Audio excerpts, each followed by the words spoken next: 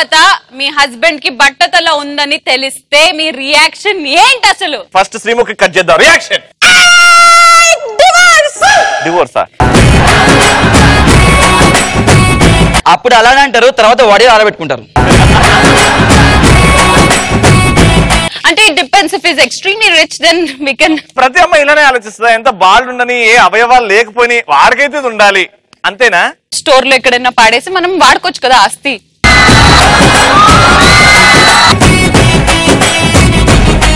Okay అమ్మాయిలు shampoos కి oil కి ఖర్చు తగ్గిపోద్ది అనుకుంటాం. షాంపూలు నూనె ఖర్చు తగ్గుద్ది అనుకుంటా, కానీ వీళ్ళు ఖర్చు పెట్టే నూనె షాంపూకి మగాళ్ళు ఆస్తులు కొనుక్కోవచ్చు తెలుసా? ప్లాట్లు కొనుక్కోవచ్చు. Okay next. హెయిర్ కటింగ్ కి షాపింగ్ కి వెళ్తారు కదా, సో ఆ మనీతో షాపింగ్ కి వెళ్ళొచ్చు. ఈ అబ్బాయిలు వెళ్ళేది తొక్కలో ఏదో ఒక చెట్టు కింద అదేదో 20 రూపాయలు 30 రూపాయలు ఇచ్చి కట్ చేయించుకుంటారు. దానికి మనకి ఏమొస్తుందమ్మా? రవి హెయిర్ స్టైల్ చూసావు కదా? రవి హెయిర్ స్టైల్ అవును. చూడండి గోర్ సే దేఖియే, చూడండి ఈ అబ్బాయి సగం గుండు సగం ఇది. ఈ అర్రగుండుతోనే బ్రహ్మానందం గారు సినిమా ఇండస్ట్రీ ఎంట్రీ ఇచ్చి గుండునే మనట్లేదు, ఇలాంటి దాని మీద పైసలు మీరు వేస్ట్ చేస్తున్నారు కదా, అదే డబ్బులతో మనం షాపింగ్ చేసుకుంటారు. అది వేస్ట్ చేయడం కాదు, ఇక్కడ తీసుకున్నాడు, ఇటు తక్కువైందని ఇటు తీసాడు, ఇటు తక్కువైందని ఇటు తీస్తే మొత్తం గట్ట తయారు మధ్యలో ఈ నుంచి తీసి పెడదాం కూడా అనుకున్నా, కానీ సారీ సార్ అట్లా కుదర.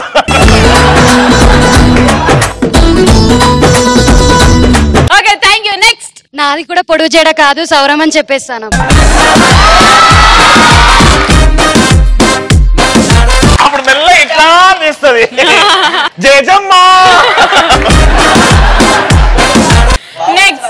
అద్దం పగిలిపోతుంది కదా, అప్పుడు నేను నా హస్బెండ్ గుండు పైన చూసుకుంటాను.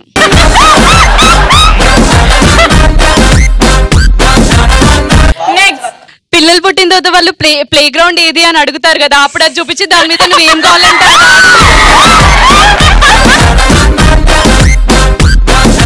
ఎయిర్పోర్ట్ ఎక్కడో శంషాబాద్ లో ఉంది, ఇదే ఎయిర్పోర్ట్ అనలేదు. నెక్స్ట్. తబలా ప్లే చేసుకుంటా మంచిగా ఆ బట్టగుండు పైన. మీకు అందరూ తెలుసా మా ఫనీ గారికి కొంచెం బట్టు ఉంది. ఇప్పుడు నువ్వు తబలా ప్లే చేయాలి, వీడికి బట్టుతారు. ఇటు రారా.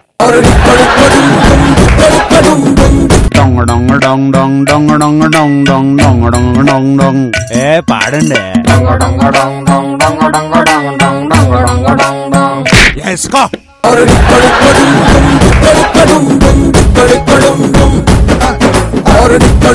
నెక్స్ట్. ఏదైనా హెయిర్ ఆయిల్ అడ్వర్టైజ్మెంట్ కి పంపించి బిఫోర్ ఇలా ఉన్నారు, ఆఫ్టర్ రవి లాగా ఉంటారని చెప్పి చూపిస్తాం.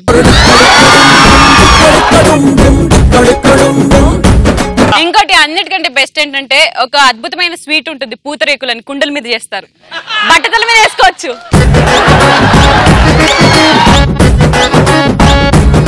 ఓకే ఇప్పుడు అందరు అమ్మాయిలు అయితే చెప్పేశారు, కానీ మా ముగ్గురు మేధావులు చెప్పలేదు.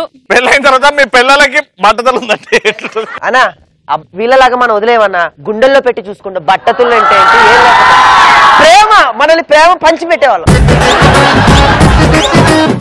వీళ్ళగా ఆలోచించలేం రా, వీళ్ళు వదిలిపెట్టి వెళ్ళిపోతారు, మనం ఏం చేస్తాం? మనమే వెళ్ళిపోతాం. Okay the second topic is ఎలాంటి కండిషన్స్ కి ఓకే అనే బాయ్ ఫ్రెండ్స్ మీకు కావాలి? ఎంతమంది బాయ్ ఫ్రెండ్స్ ఉన్నా కూడా ఓకే చెప్పాలి.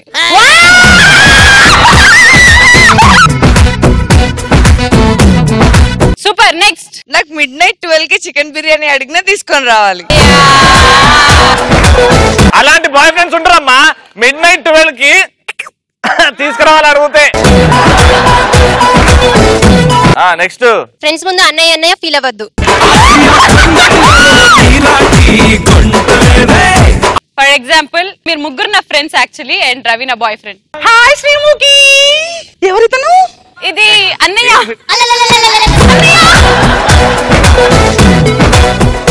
బేబీ ఏంటి బేబీ? నన్ను అన్నయ్య ఏంటి? ఇప్పుడు వాళ్ళు వెళ్ళిపోయారు. సారీ బేబీ, అమ్మాయి కూటిపోయి మా షీటిపోయి మా డార్లింగ్. అమ్మాయి శ్రీముఖి ఉన్నట్ట మాట వల్ల నీ తయారు చెప్ప ఎవరు? అమ్మా అన్నేనే.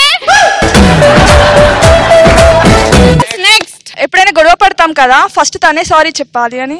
రేపటి రోజు మన ఇద్దరి మధ్య గొడవలు వస్తే నువ్వే నాకు ఫస్ట్ సారీ చెప్పాలి. నా తప్పున్నా నీ తప్పున్నా నువ్వే నాకు వచ్చి ఫస్ట్ సారీ చెప్పాలి. నువ్వే వచ్చి అందరి ముందు నా కాళ్ళలో పడాలి. పడు.